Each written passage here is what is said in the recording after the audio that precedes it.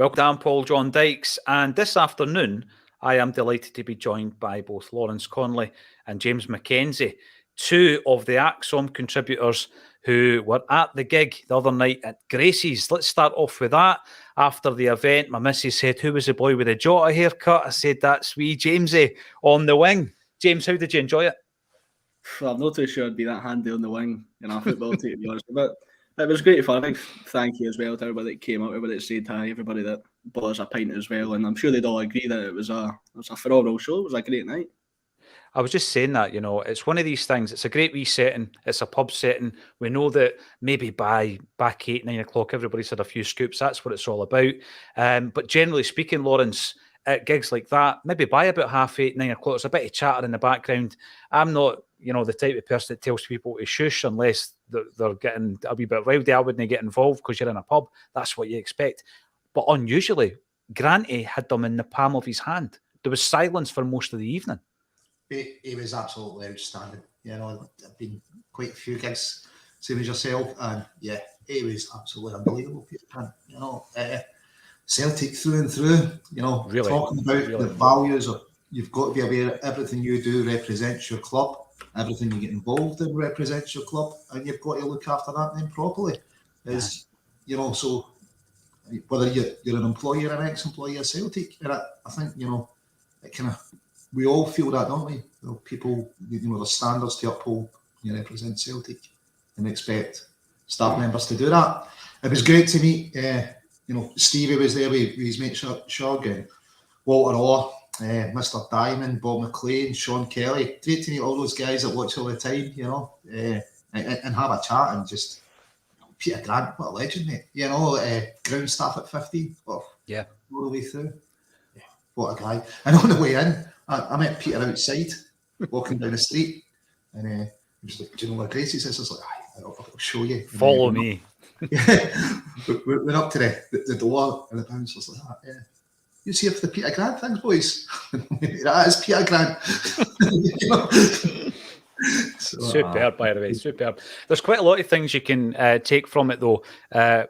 Peter Grant spoke about always 24/7 to this day being Peter Grant of Celtic and the way that he conducts himself and where that came from. And it came from, what you would call an apprenticeship, I guess, back in the day where you're on the ground staff and you're doing jobs in and around the park. You're also a Celtic player. You're basically you're graduating eventually into the reserve team. But what you're doing is you're cleaning boots and you're sweeping terraces and you're doing all that stuff. You're helping Neely with the kit, Neely Mockin. But then he spoke about the importance of that culture where he goes into a dressing room and the first guy he sees is Danny McGregor. And then he sees guys like Roy Aitken and Tommy Burns. He came through with the likes of Paul McGugan and Paul McStay, who broke in a wee bit earlier than them. But it's the senior pros that you then look up to, and then they set a standard, and you follow that standard. And maybe in 8 or 10 years' time, you're the senior pro, and you set the standard, and the young kids come through, and the baton's passed down from generation to generation. And it was all about a culture, James, and a standard of being a Celtic employee and a representative of the club. That came through loud and clear, didn't it? Yeah, and it's not just a thing of those times either. You can even link that to modern day Celtic, and all these players had to work their way through the team. The likes of your Cal McGregors, your Kieran Tierney's, these guys that we call modern Celtic legends, they all had to go through the same sort of trials and tribulations, and that's just the way you become a Celtic player. That's the culture around the club. That's just sort of what Peter Grant had to go through. Especially with talking about the guys like Danny McGregor, these were his heroes. When you're walking into a dressing room, seeing these guys, it's natural to get starstruck. But eventually, you prove yourself there on the proving ground, then you become a Celtic star. Yeah, aye, for sure. And I remember getting told a story. I think it may have been somebody like Willie Garner, who was a Celtic fan all his life. He finally gets the opportunity. He's through your neck of the woods, I think, actually, James. Kind of Denny way through that neck of the woods. And finally signs for Celtic. It didn't work out for him, but he was speaking about being on the team bus, Lawrence, going to games, and the fact that you're sitting there and Tommy Burns comes along, sits next to you, and just fills your head full of Celtic and what it means to be a Celtic player, what you're representing, and all this kind of stuff. And, Willie says to me he probably did that through his whole career as a Celtic player and then as a Celtic manager. And then obviously when he moves on to work in youth development. He worked, obviously, with Kenny Dalglish's team behind the scenes, Martin O'Neill's team, the whole shebang, Gordon Stratton's side. And players like that, I feel, and I know I'm a bit of a traditionalist when it comes to Celtic, but I think they are worth their weight in gold. And that's why it's important, for me anyway, as a Celtic fan, to have guys like Callum McGregor, Jamesy Forrest, Tony Ralston at the club. Lawrence, is this something that in the modern day is often overlooked, the importance of guys like that? I think all clubs understand there's an importance of continuity at a club. You need to have that history. Without your history, what are you? So I think there's definitely, most clubs understand that. I just think we've got a better history than most. Billy McNeil said it was something, a fairy tale about the club, and you're passing that down, aren't you? The kind of the struggles the club has had right through to present day. Obviously set up to feed the poor children of the parishes. So I think all that gets passed on. There was talk when Tommy was manager, passing over the videos, making sure the players had watched the videos about the history of the club. And it gives them that connection with the fans, doesn't it? It gives them that understanding of where we are from, and it's an understanding how to become a Celt, what's expected of you. Yeah, because it's not just about talent; it's about the way that you conduct yourself. And I think that we've seen a huge, not even a transformation, but maybe it's just come to the fore with the likes of Callum McGregor, the way he conducts himself as a Celtic player, as a Celtic captain.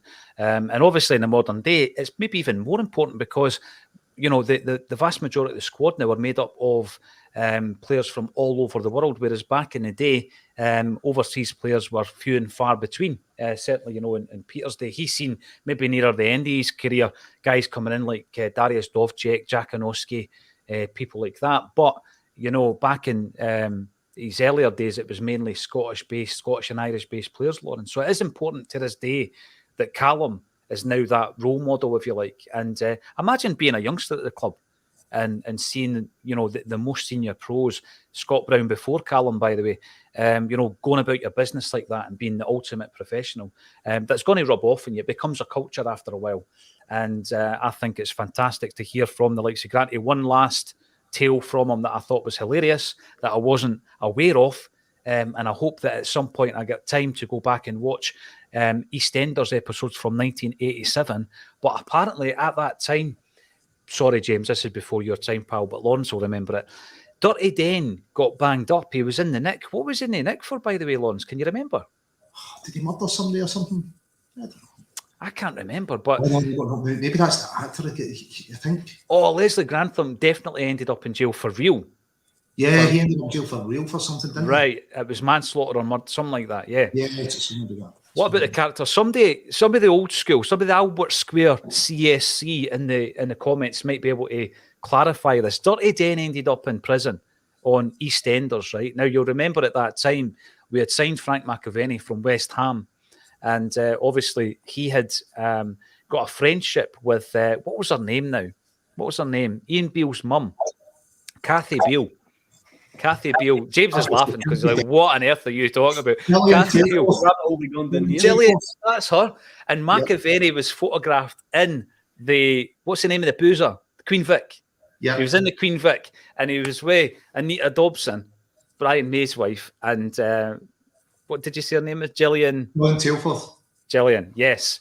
And there was big pictures of him because he was a West Ham darling of the fans and they were all Hammers fans, and Dirty Den Watts was a Hammers fan. Anyway, I'll get to the point, ladies and gentlemen. So apparently, Dennis, Dirty Den, when he was in prison, he had one poster on his wall. And the poster on his wall was a cutout from the Shoot magazine. And it was Peter Grant blessing himself in front of the Rangers crowd. How on earth that ended up on the show, I have no idea. But it did. And Peter Grant is very proud of that to today, to the very day. Now, to more serious matters. Yesterday, Colin and I, at the very end of the show, mentioned the fact that Celtic were playing Rangers. We were, at that point, 6 points behind the league leaders. Rangers sitting in third, of course, with 10 games to go. Big game. Now, it's one of these things as well. I'll come to you first, James, because I know that in your current kind of role at the stage of your career, you're covering everything from first-team football to B-team football, women's football.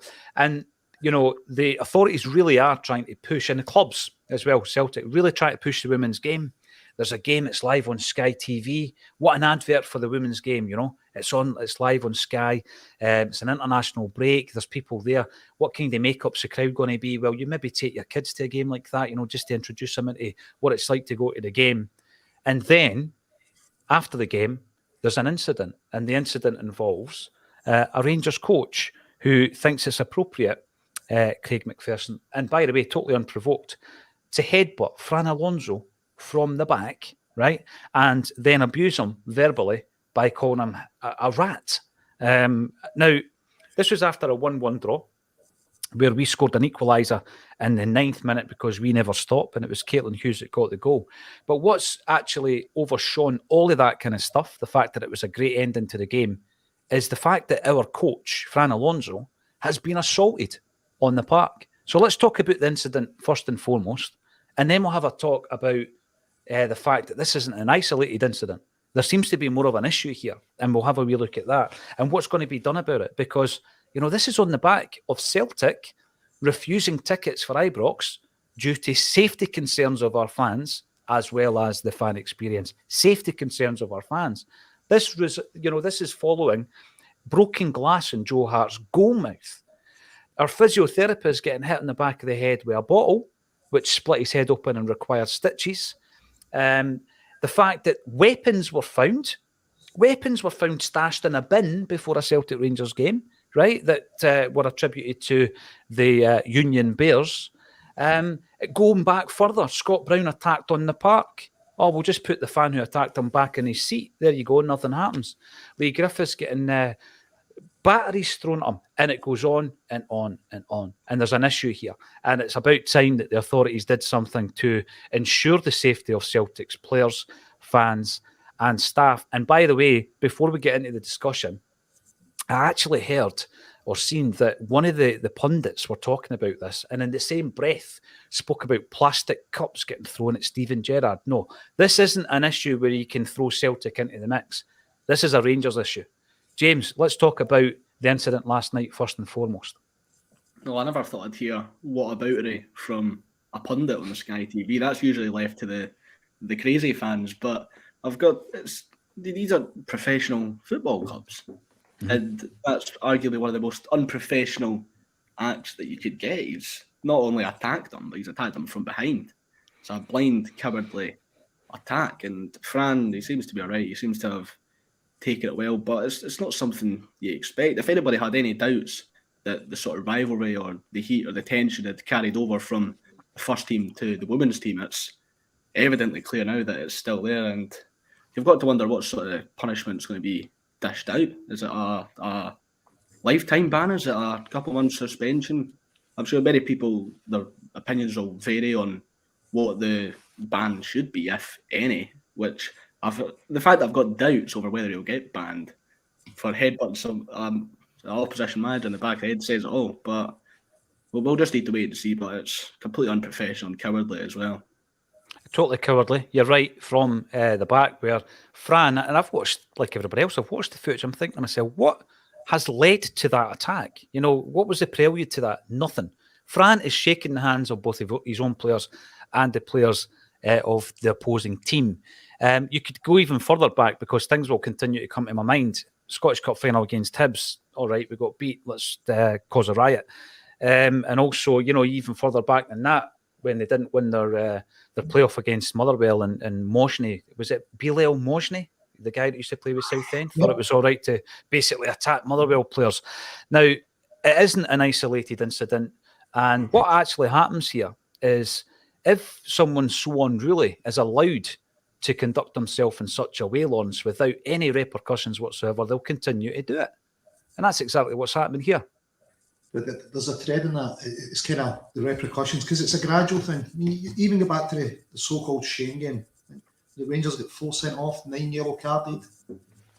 Celtic physio's barged when he's come on the park to treat an injured player by El-Haj Diouf. I think it was a superintendent had to drag him away from Golden fans. More and more examples are coming to mind just as you're talking. The outcome of that was Neil Lennon got banned. I think we had 1 yellow card in the game. But the shame game, because it was Celtic and Rangers, it was like 4 red cards, 9 yellows versus 1 yet. But the harshest punishment went to Celtic. Where are the repercussions coming from? You look about when they were the old club had went bust and the new clubs tried to get into a league. Let's be honest, what repercussions did they get for cheating? What was the fine? You know, the judge comes out and says the only thing worse is match fixing. Minuscule fine compared to what it done. A Rangers fan and head of registrations decided, well, let's keep all the trophies. Let's try. If it wasn't for guys like Turnbull Hutton, really, would there really been any consequences? Because, you know, the consequence of going bust is they should have started off in the bottom tier. They didn't even have to do that. They made up fictitious, you know, temporary licenses to allow them to play. You know, they shoehorned them in above other clubs. You know, you might have 3 years accounts before you could get into the bottom tier of professional football. No requirement for that because it was a new club. They wouldn't have had it.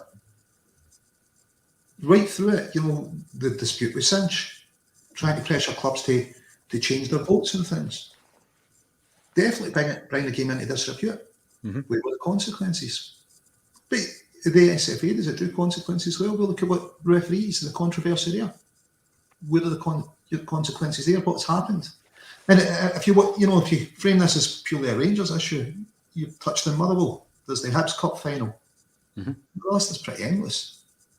What consequences and what sanctions does the club face for any of these? The SFA have still to comment on this. The SWPL have still to comment on this. I think they got a quote from the Rangers manager saying, I've not seen it, but, you know, we'll need to have a look at it and then start an investigation. Surely the Rangers should be commenting straight away. You know, that video is pretty indefensible. Yeah. You know, it just seems to be a lack of will within Scottish football administration to take any action or any meaningful action against this club that's going to persuade them to act differently. Because a slap in the wrist fine is, if it's not a deterrent and doesn't change their ways, what's the point of it? You've got to have some kind of sanction that's going to mean that they change what happens. And see if it doesn't, pretty soon they'll think they're above the law and that they can break rules and regulations with impunity, which pretty much, you know, the predecessor club and this club seem to be able to do. Yeah. You know, even the celebrations after they win the title, Lawrence, and during a virtually a global lockdown, you know, and constantly, you know, getting taken to task and nothing happening. You remember the mobile phone footage, and there was claims that, it was being dubbed. Oh, really? You know, but it's repercussions that don't happen. Ryan Kent punching Scott Brown in the centre circle. Did he even get booked? You know, Halliday then. Yellow card. Oh, yeah, for an assault. Should even good enough either. I know. And then Halliday, remember, he lost his mind at the end of that game as well. And, you know, Lustig's walking about with a ripped T-shirt. Wasn't it bad? Because, I mean, obviously, Lustig with a ripped T-shirt doesn't look so bad. But it's about repercussions. And, you know, this is one in a long line of incidents that even when Lawrence is talking there, more and more come to your mind. And I'm not having that Celtic are thrown into the mix here and that it's an issue and, you know, it's the pair of them are the issue. It's not. It's absolutely not that whatsoever. Celtic have acted on the tickets. We spoke about it, I think it was 2 weeks ago now, and it was an issue. And this was very, very important. It was a fan safety concern. You know, 750 fans were not safe at Ibrox Stadium. So Celtic said, you know, unless we go back to the normal situation, we're not taking your tickets. And by the way, you're not coming to Celtic Park. So on that point, it's not just Celtic fans that are safe there. You speak to Hibs fans and Aberdeen fans and Dundee United fans. They're getting fans injured in that corner by getting stuff thrown at them. It's every game. Yep. You've got to ask Glasgow City Council, how does that stadium retain its safety certificate? Why aren't the nettings up to stop the bottles and stuff landing on opposition fans? Why is the bottles even in the stadium? No, listen. You could take it even further back. No, you can do your searches and, you know, sometimes some things will get in. But why is there no safety net in there? I get that it costs money. Other stadiums around the world have it.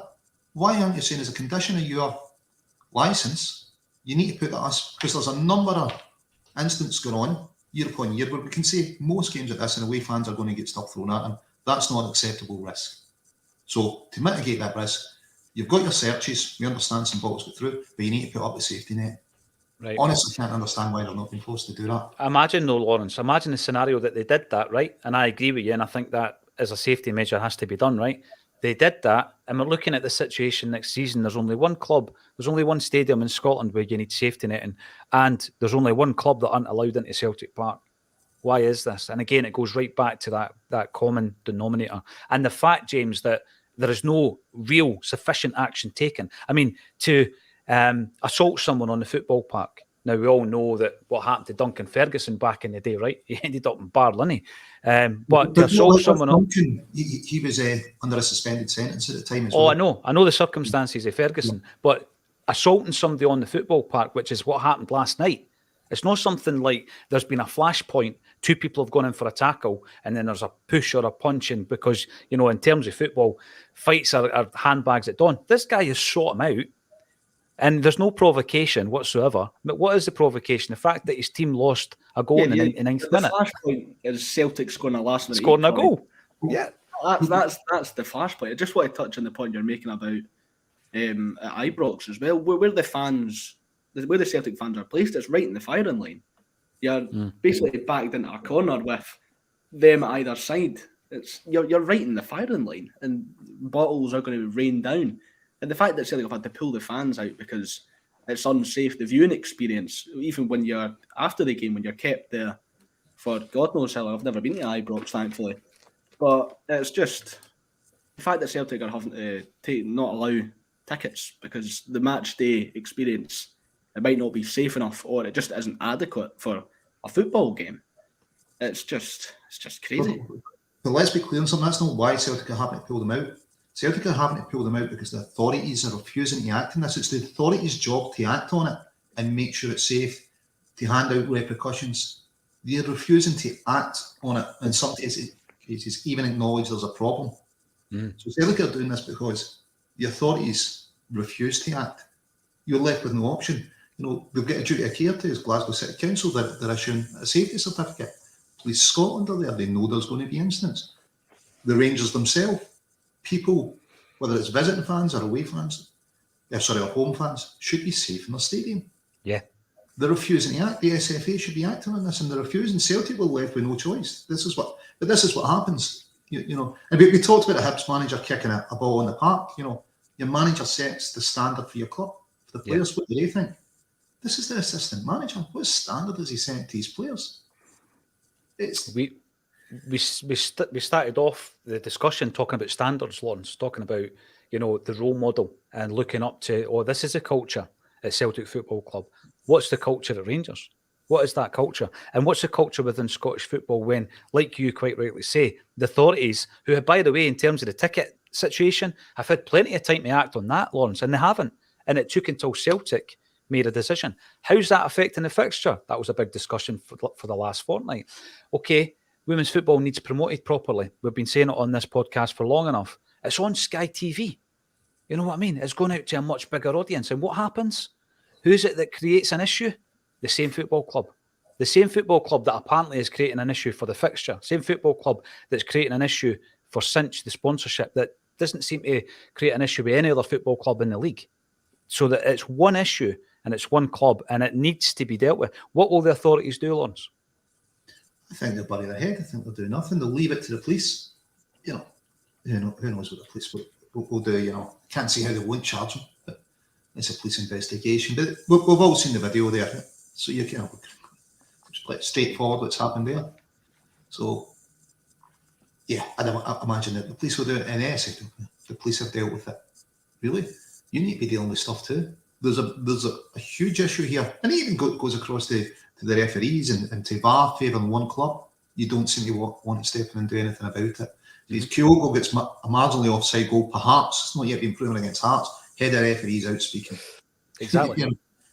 Well, no saying but any of these controversies were. Crawford Allen comes out to talk about an offside. I mean, look at what's happened since then. What about? By the way, I am going back to Peter Grant the other night simply because, not to promote anything or whatever.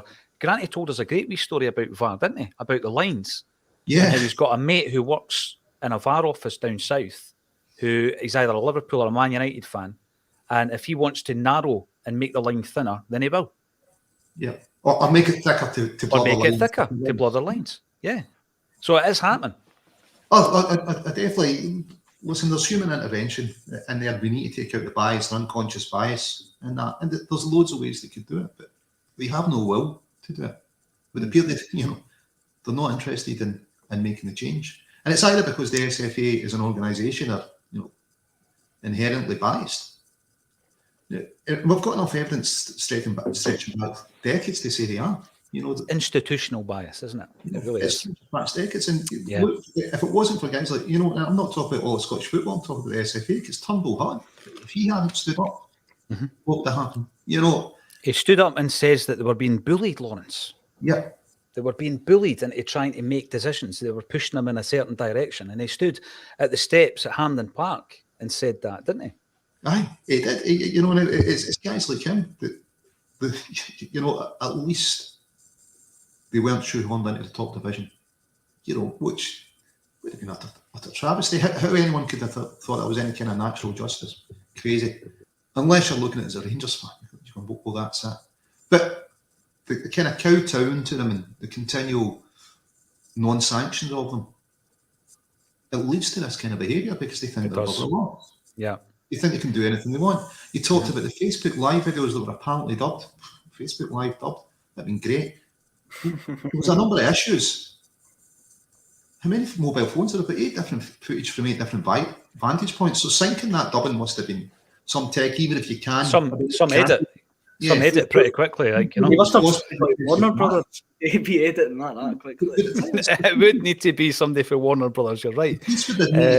All those devices. Then they went to one of their officers to review the footage. I think inside 24 hours. I don't even think they would have had the warrants to seize the devices, you know what I mean? But Police Scotland are coming out going, nothing to see here. Buried. Absolutely buried. Yeah. And you could take it deeper. We're not going to... Yeah.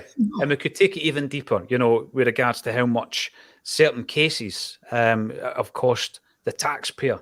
And they've been proven to have been, obviously, when you look at the way that they've been set up, we absolutely no evidence whatsoever. And we're talking tens of millions of pounds here. Anybody who's even looked at that will be astonished. And again, it's one club. James, I've asked Lawrence what will be done. Lawrence has no confidence. If anybody's ever watched Lawrence Conley, they will know he has no confidence in the authorities in Scottish football. And with good reason, by the way, Lawrence, I've got to say. What do you think should be done, James? What should be done? Well, a very lengthy ban, I think, for sure.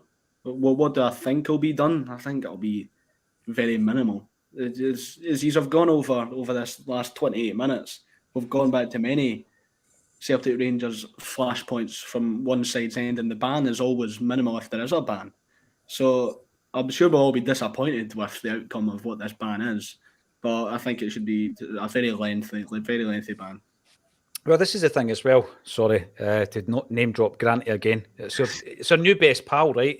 He used to have a haircut like yours, James, but he had kind of blonde tints in it and the wee curly bits around there, wee mullet, brilliant. He was Jota before existed. He was Jota before Jota, exactly. Didn't have the Mauser though. But he was talking about that. What was that? He did in '88. He had a Mauser. All the players dressed up and they had he did. That's right. They had the original jerseys on at Celtic Park, didn't they? Yeah, you're right. That's a great picture. When Peter Grant made the headlines for blessing himself after the goal that was scored, that Granty's still claiming it, but it was given as a butcher OG in the 2-2 game. What then obviously transpired is the McAvenny and the brawl and Graham Roberts and Terry Butcher, Chris Woods and McAvenny were all taken to court, right? We all know what happened. But what Grant reminded us of was that the following day on Scotsport, as it would have been Scotsport on the Sunday at 5, I think, Lawrence, 5 o'clock, right? And they were blaming Peter Grant for that, for having the audacity to bless himself. They were blaming Peter Grant for everything that then ensued.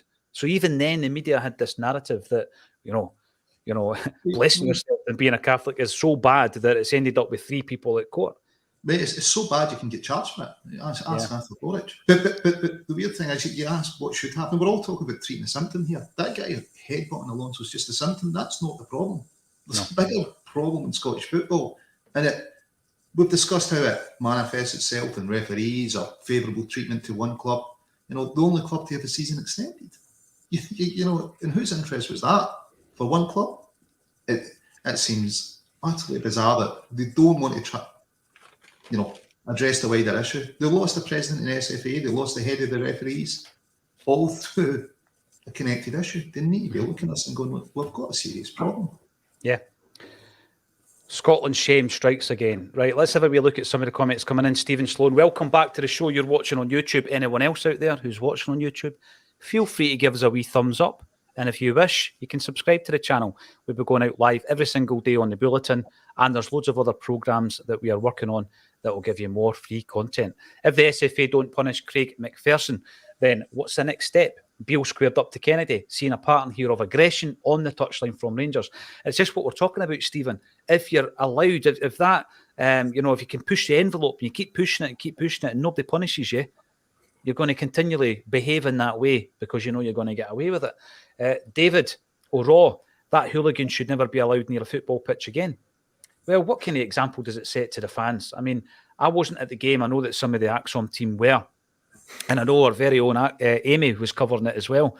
But I think that the makeup of the fan base, you can maybe keep me right on this one, James, is more of a getting your kids along to games and maybe introducing them to the football through the women's game, first and foremost, and then obviously getting them to a point where you're maybe confident taking them to one of the men's games. Would you say that's fair? There's a lot of families going to these games?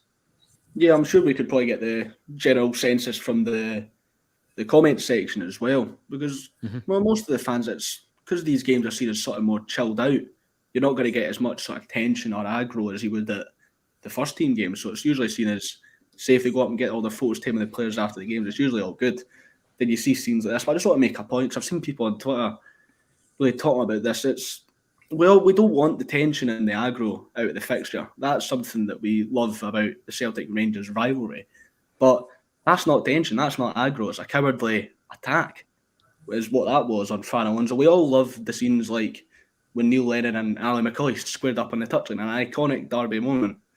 We all remember those, we love that. But this is different. It's cowardly, it's an attack, and this sort of thing you don't want to see. You're right. And by the way, let's have a look at some of the moments you're talking about, right? So you've got Bruni doing the Bruni. That's a moment. I mean, that's not going to incite a riot. That's gamesmanship, right? Or Lenny giving it a bit of that. I need to do it. Aye, one of the ones for Lenny. For Bruni though, he scores. He puts his arms out. Why? He just stood there with his arms. What celebration is? Why is it a yellow card? Is it for scoring the goal? Did the ref not like his team going behind? Probably the latter. But as you say, these moments, these flashpoints, Callum McGregor having a wee word with Barisic in his ear, all that kind of stuff. That's what this is what top flight football has. And you know what? They are flashpoints, of course they are, but they're enjoyable. They're not going to incite a riot. Yeah. And this is taking it to a completely different level. And if that happens at a football game, then it could cause aggro. You know what I mean? And it could emanate from the pitch onto the stands, into the stands and onto the terraces. So, yeah, we will be talking about some other matters today, but that is obviously the main one, which is we've discussed for the last half hour. What are your thoughts? What should be the sanctions? Should they be banned for life? Should it be sin died? Xander Glasgow kiss, more like a Glasgow peck on the cheek. But should be looking at a long ban all the same, especially when most of the crowd is kids. See, there's a good point, Xander. But going back to what Lauren said, this is a symptom of the issue, the deep underlying issue. What's going to get done with that? What can be done about that, Lawrence? Listen, honestly, they need to be setting up inquiry here. They need to be getting people from outside Scottish football. And look, it probably goes even deeper.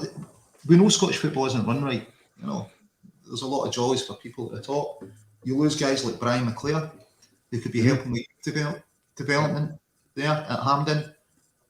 And I think it seems to be an old boys network or some kind of secret network going on that's running Scottish football, not for the benefit of the promotion of football in any one way. And you've got to think, Scotland's football daft. There's more participation of football per head of population in any other country in the world. What is it that, it's amateur? Paul McBride had to take, God rest him, had to take the SFA to task a number of times because of the crazy decisions that favoured one club. Honestly, the government stepped in over the Shane game. How Celtic get pulled into that? I think we get, was it 1 or 2 yellows? They had 9 yellows, 4 reds. But Celtic were lumped in, both as bad as each other. That needs to stop for a fact. You mentioned riots. What were the last 4 riots involving Scottish football? Was it title celebrations? Was it the Rangers Hibs Cup final? There's one club that's involved with all the last 4 riots. There's another one that you've just mentioned there, the title celebrations, in inverted commas, celebrations. And we all seen what happened at George Square. Remember that? How could you forget? I've just been informed, thank you, James, because that is what you're all about, young man. The police to investigate the headbutt on Celtic boss. So that is a breaking story that's just come out. The inquiries to establish criminality, which it's a headbutt in the back of the head. This is clear on Sky. Everybody could. Absolutely. I mean, but again, we could also take in some other incidents within Scottish football, and this is where the problem lies as well, where people have been taken to court and done for a breach when it was a clear assault. But absolutely, it's good that the inquiries have begun to establish the criminality, and we will be watching that with interest. I'm keen to get more of your thoughts on the issue. Stevie Boy comes in, can't guarantee the safety of pundits. There's another one, Lawrence. Remember Chris Sutton? Couldn't guarantee safety. It wasn't even a Celtic Rangers game either, was it not? During the Europa League run, it was Sutton wasn't allowed. It wasn't a Rangers game. What does that say about them? That's our main stand, and we can't guarantee somebody's safety. And what are their suited and booted supporters going to do? What are they expecting to happen? Should they be letting them in if they expect these guys? If that's the behaviour that's expected of them, if they see somebody they don't like, they'll attack them. Well, should you be filming your stands with guys like that? Probably not. You might. Well, look what happened to the Celtic physio. It was a guy from the padded seats that threw a bottle and hit him in the head. He's scarred for life now. And it's, we have a problem and they need to address it as a club. But why they're not, they're refusing to address it. The SFA and Scottish football as a whole need to say, look, we need to draw a line under this. This can't be allowed to continue. And you see, show racism, the red card. Do they really mean anything about that when it comes to sectarianism? I don't think so. You don't see any sanctions. You hear the songs every week in, week out, band songs that have been deemed illegal in Scottish courts. Yep. The commentators on TV refuse to mention it. The SFA refused to take action. The SPL refused to take action. And the club themselves, they don't seem to be taking any action at all. No. There doesn't seem to be really any progress at all. And it's because they don't want to progress, let's be honest. They're quite happy with that. You remember a Justice Secretary who was at a Scottish Celtic Rangers game at Hampden. 90 minutes of bigotry from Rangers fans, and he described it as a great advert. He couldn't see the problem with it. And that tells you, I think, everything you need to know about society. They generally can't see a problem with a lot of this stuff because it's no effect in them, it's against someone else. This is it. And I mean, I've written a tagline, and unable to ensure the safety of our players, staff and fans, but also throw pundits in there as well. So who is safe? Who is safe? And, Lawrence, I get the feeling, having watched Scottish football my whole life, that the authorities won't be keen to do anything or make an example of Rangers Football Club. So again, does it then trickle down to Celtic to make a stance here? Because do we have a figure who is strong enough to do it? Now, there's a massive criticism around the figurehead, who was a CEO 3 CEOs ago, or 2 CEOs ago, Peter Lawwell, and certain things he didn't stand up to whilst he was in position at Celtic Football Club. Do we have someone strong enough to actually take them to task on this? What do you think, Lawrence? We've already come out, and we'll hopefully bring the Masters to a head and say, we're not taking tickets. It's not safe. It's 2023, and fans can't go to a football game without being pelted with balls. We can't have a staff attending an opposition stadium without being pelted with balls. Something needs to change. So that's bringing it to a head. But Celtic's main problem is, where can you go to complain? The SFA, well, wait a minute, they lost the head of refs, they lost their president for being biased against Celtic. And when they lost their president, they had 2 internal inquiries that cleared that president, but as soon as it came to open arbitration, they couldn't present whatever evidence it was that cleared them, they couldn't present it in the open. So something secret about that evidence, if it was out in the open, just when they stand up. No. Yeah. So you can't go to the SFA. Could you go to the SPL? What? An organisation that, if for Turnbull Hutton, the new club would have been shoehorned in at the top. Shoehorned right into the top league, yep. You're going to say, well, they seem pretty biased, those 2 organisations we can go to. So where does that leave us to go? And I think you're going to have to go to UEFA. I don't think there's recourse within Scottish football. They've shown they're unwilling to take action. They've shown biased against Celtic. Well, where do you go? And it's kind of daft. We're going to ask the SFA because we know they're biased against us. They've shown it in the past. We've got evidence that shows that they don't deal with us fairly. So it needs to go outside of Scottish football. Or, I would say go to the courts, but yet again, you touched on it earlier.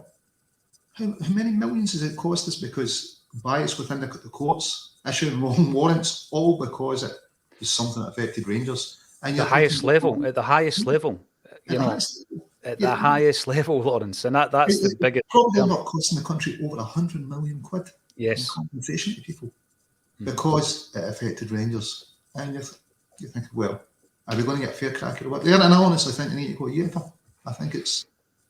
And we need to stress, Lawrence, not because of what happened last night, because of the ongoing issues and the safety concerns. Well, this isn't an isolated incident. It's part of the problem. That's just a symptom of the problems that we've got. And the thing is, they're not doing anything to address them. We'll speak out occasionally about the songs, but by and large, they don't do anything. No. I'm now looking. Like UEFA did. Pretty soon they stopped the European games because UEFA closed stands. Guess what? SFA, look what UEFA did. They stepped in. They closed stands. The singing more or less stops the European games. Why? You hear something that works that stops that symptom of it. It might change part of the psyche if they're not singing those songs for 90 minutes. Follow suit.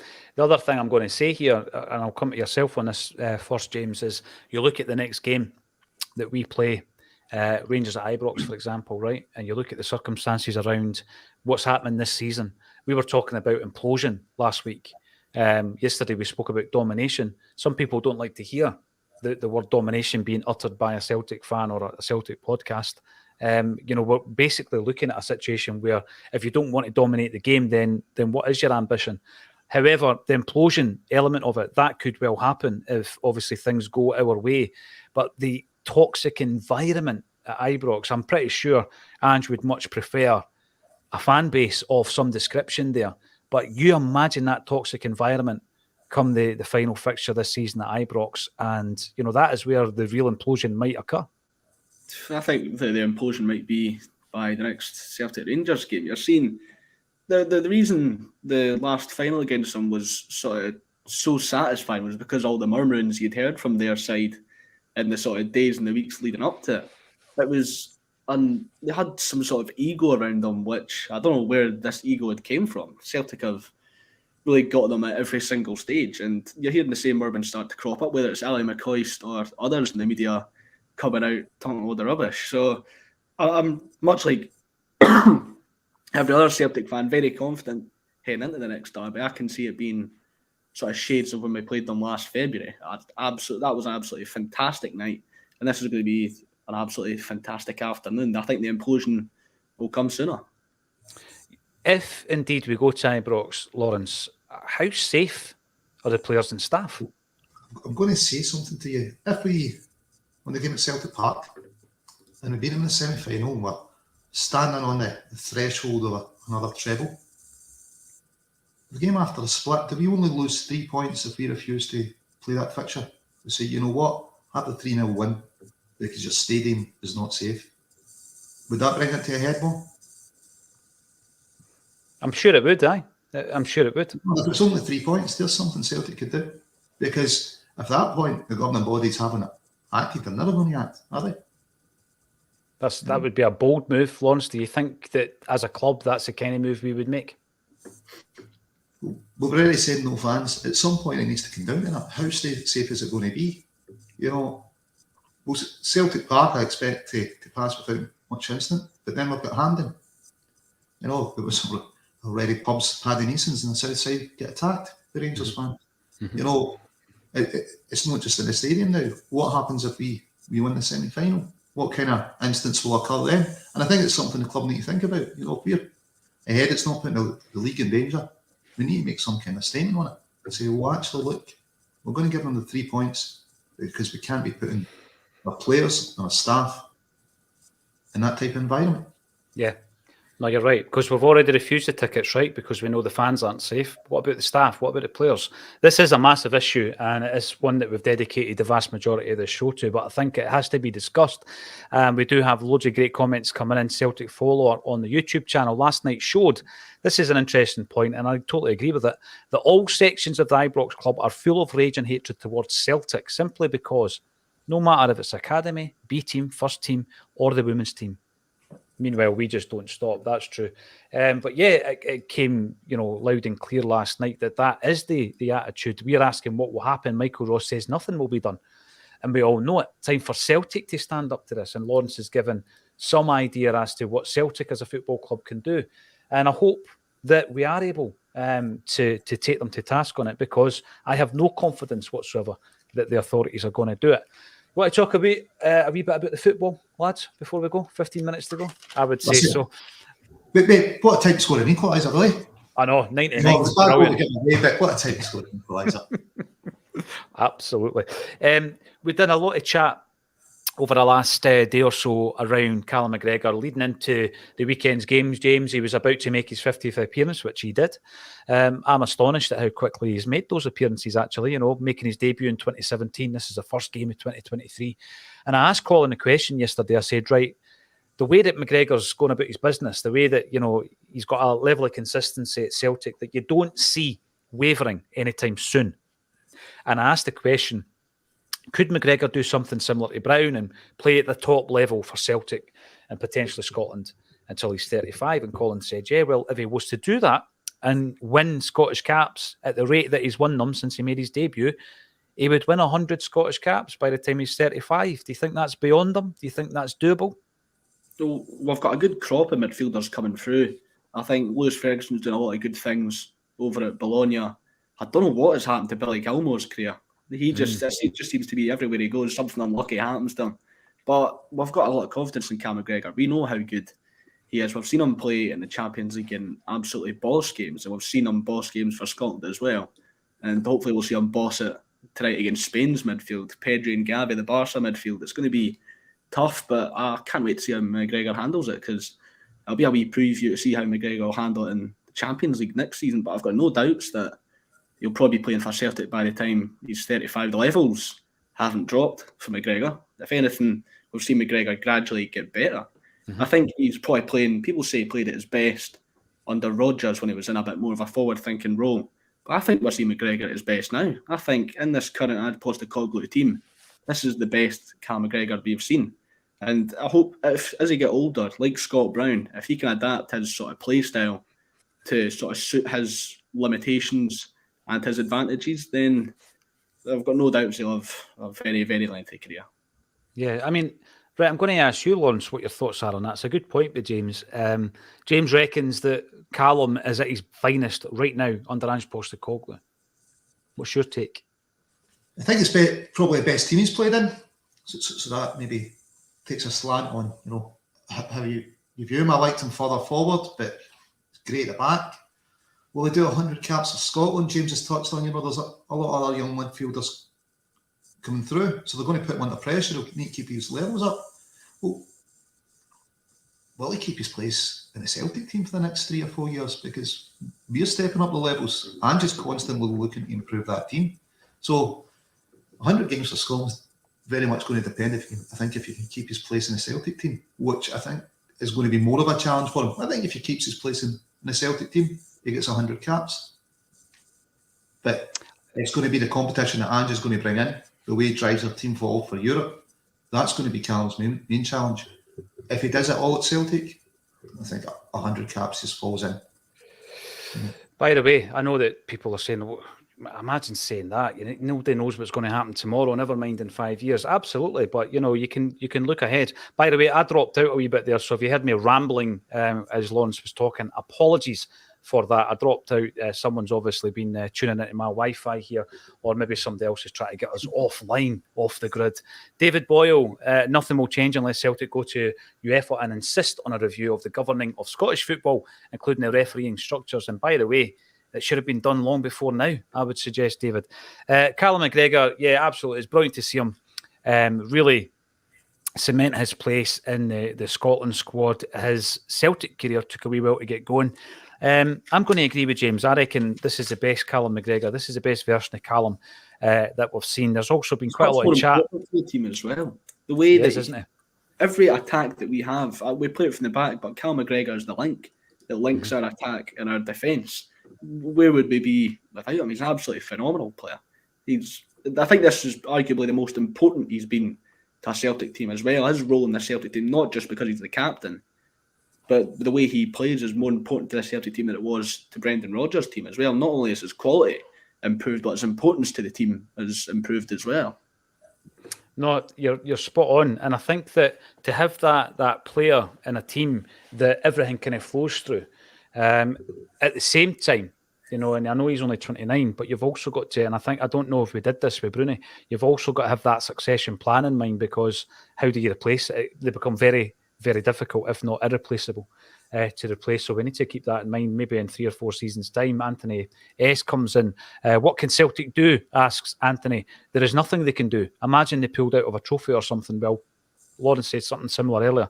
All the fans who are Celtic must act would be like, not that way. At least he will be fired, surely. Will he be fired? We'll wait and see. Obviously, there's a lot of things going to be happening in the next few days. Another player, not on international duty, but there has been a few headlines in relation to a documentary that appeared in, is our very own Kygos. He has come out and said that he is happy at Celtic, Lawrence. And he also spoke about, obviously, the aftermath of not getting into the World Cup squad, but he's all about Celtic. He wants success at Celtic Football Club, and he's shut down a lot of the rumour mongers that I'm pretty sure will re-emerge over the summer months. But Kygos, he's so important to Celtic. If you look at that spine of the team, we've got O knocking on the door. I don't think he's quite there yet, and Kygos heading for 30 goals. And you think to yourself, it's brilliant that playing for Celtic isn't going to stop him. Not getting selected for Japan isn't going to stop him from being happy and being successful at Celtic. Yeah, I think when you hear him speak, he reflects in his games, and he knows he's got work to do to improve, and he knows how he can improve. So maybe he's saying, well, if I do that, I'll put more pressure on the Japanese manager to select him. He's controlling the things he can control, can't he? You can't really say, he doesn't pick the Japanese squad. So saying, if I can get better, I'll give myself a better chance of getting in. The job he's doing for us just now, it's outstanding, the amount of goals he's scoring. But then again, this is what Ange sets his team up to do, to score goals. I think players that leave us, Giakoumakis, as much as he scored goals when he comes on, he's lucky to play in a team that gives strikers this amount of opportunities. And again, not every team you play in is going to get, 17, 20, 25 opportunities in a game. So this has got to be a dream for a striker to play in, knowing you're going to get opportunities every week, multiple opportunities. If you back yourself to, score 1 in 4 out of your opportunities, you're going to be in the score sheet every week. It's got to be phenomenal for strikers. Why wouldn't they be happy? We're an attacking team and they've got loads of chances. It's not like we're sitting 10 men behind the ball and just asking them to hold the ball up. So, yeah, it's great news. And, I think he's one of the guys that appreciates what he's got. Right. That last bit there, Lawrence, was what I was going to speak about. Players appreciating what they've got, James. So, Lawrence quite rightly says there, we create a lot of chances and people start believing the hype when they scored 30 goals or whatever in a season for Celtic. And one of the players that started believing the hype that he could play for England was Gary Hooper. And he goes down to Norwich and his career, has been a bit, is it mediocre? Has he turned into a journeyman probably, right? Because they believe the hype, because they're scoring goals for Celtic. It's like people who come to Celtic and get success and start winning trophies, and then they've got one eye on their next move. They then move, and it's normally after their career.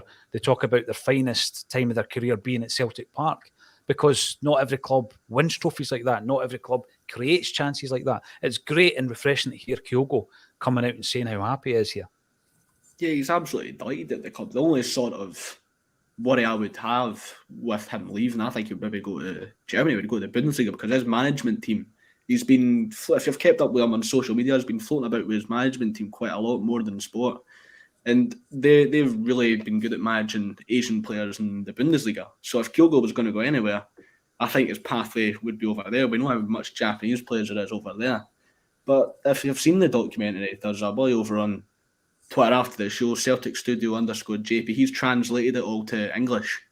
And it's really interesting. You can see Kyogo when the Japanese squad's getting read out. He stayed up to 5 a.m.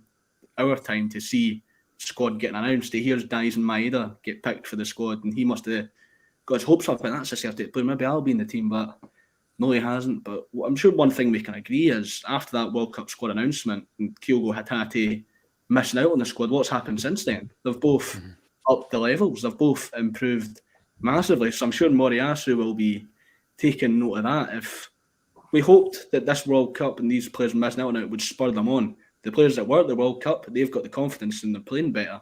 The players that missed out now in the squad have improved as well. If in the World Cup, it's done absolute wonders for Celtic. And I think, I mentioned the potential pathway to the Bundesliga, but I think Kyogo is tunnel vision. He seems really happy at Celtic, and long may it continue. It's a great point you make, James, in relation to that, because a lot of players could mope about the place, with the disappointment of a snub at the World Cup. That's not happened to Hatate and Kyogo. Far from it. Great to see Barry McCluskey on the comments. To me, the Ibrox club are responsible for the culture that exists there. Not having green on Celtic crest. Yeah, that's right. Even on graphics on social media, they refuse to have Celtic's crest in full colour. It's in black and white and see-through and all that. One of the funniest things, remember, the 10 eggs Benedict off the menu, because the new Pope was Benedict, and you're like, didn't you realise it was called after a Pope anyway? It's just called after a Pope. Did you not realise that anyway? Or what about the green pepperonis they refused to give away? Honestly. Oh, come on. It really is kind of gutter level stuff. Referring to us as the other mob, it just shows the culture within the club. Remember, we spoke about that at the time. The Old Firm thing, where they're clinging on to that Old Firm tag and try to get us to walk through kind of like arches with the Old Firm on it. And now the actions of the staff. Yeah, there is a whole dossier, I'm pretty sure, that you could prepare if you were motivated to do so. And take it further, and let's hope that it does happen, because it's a very unusual situation, and you imagine being in another European league and thinking, well, they can't actually go to that stadium because the fans aren't safe. What does that say? What does that say about your game when you can't intervene? The authorities of the game cannot intervene. What does it say about the police authority where you can't keep the safety of fans at bay? I think your language is wrong. They're saying they can't intervene. It's not that they can't, it's that they won't. That's the problem. The authorities won't intervene. It's not that they can. That's even worse. They've got the power to close stadiums, to take sanctions. The problem is they won't. And that's the root problem. They refuse to act. You're right. You're absolutely right. And yeah, we have dedicated quite a lot of time onto it. Some might think it's not a very positive subject, but it has to be discussed. And I'm pretty sure that we've stapled our colours to the mast on that one as well. I also want to speak about a wee bit about Mikey Johnson, right? A wee bit about Mikey, because Lawrence Conley's been, I would say, a champion of Mikey. And we did a show earlier on this season in relation to the 12 loanees that were out, and it's difficult to say who'll come back, but Mikey was the one that, and I actually said, I think he will come back. I think he will come back and play for Celtic. Obviously, it's put him back in the focus, I would suggest, James, that he came on, he made his international debut. But we can't just allow a few jinky runs to rule our head on this one. Yet, the situation with wingers at Celtic may be different come this summer, depending on the fitness of James Forrest, the future of Leo Abada. Does Mikey Johnson have a future at Celtic? If you've listened to me on the almost a year I've been on the podcast, you know what I think of Mikey Johnson. I've never been his biggest fan, and a couple of stepovers against Latvia, an international friendly, hasn't really changed my opinion on him. But we've seen when Ange or other players in the squad have mentioned Mikey Johnson, I've always sort of said how they rate his confidence and the way he's been able to come back from these constant injury setbacks. They know that he has some potential quality there. He just hasn't really had the chance to show it. And from what I've heard from journals talking about him playing over in Portugal, it seems to be sort of similar to when he was at Celtic. Game time isn't really coming to him on the bench mostly. When he comes on, there's flashes, but in the final third, he's indecisive. He doesn't have the quality that you would be looking for in the final third. I don't think he's Celtic quality, but for some reason, I have a strange suspicion that he'll be around here in the summer, but I'm not too sure how happy I would be about it.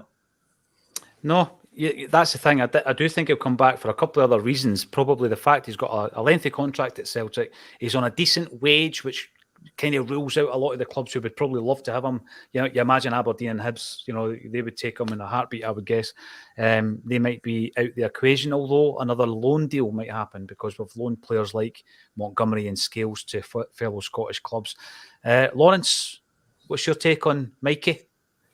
First 2 seasons, what was it, 6 goals, 24 games, both seasons. So he looked as if he was going to do it. Decent consistency. Really unlucky with injuries since then. I think the question we've got to ask ourselves is, I think the question Ange will be asking is, will he make a difference in Europe? Will he improve this team in Europe?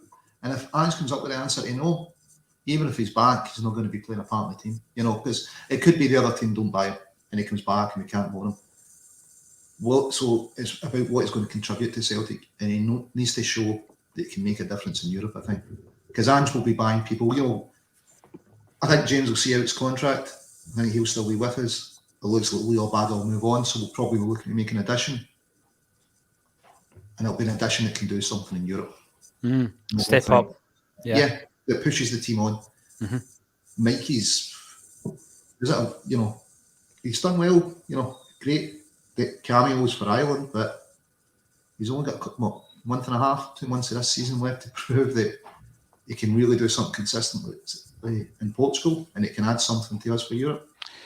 I hope he makes it, but I think he's facing an uphill battle here. And I don't think he will.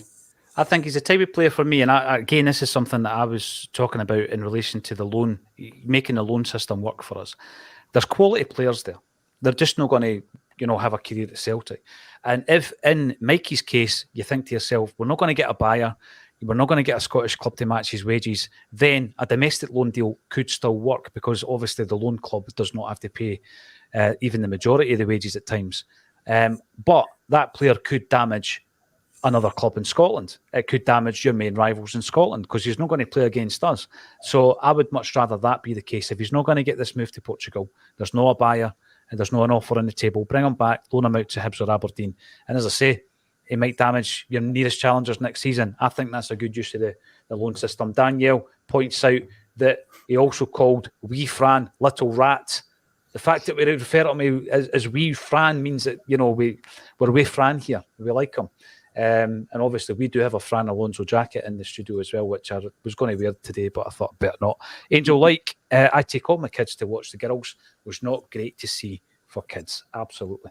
Right. I think we have covered that. Let us know your thoughts if you're watching this on the catch-up. Comment underneath the video. What's your thoughts? What should be done? What do you think will be done about the ongoing issue in relation to one club in Scottish football? Thanks, everybody, for getting involved in the chat. It has been a really quick hour, and we do appreciate all your support. Give us a thumbs up and also subscribe to the channel. If you want to come and see us live, we're going to be on a stage next month with Alan Thompson and separately with John Hartson.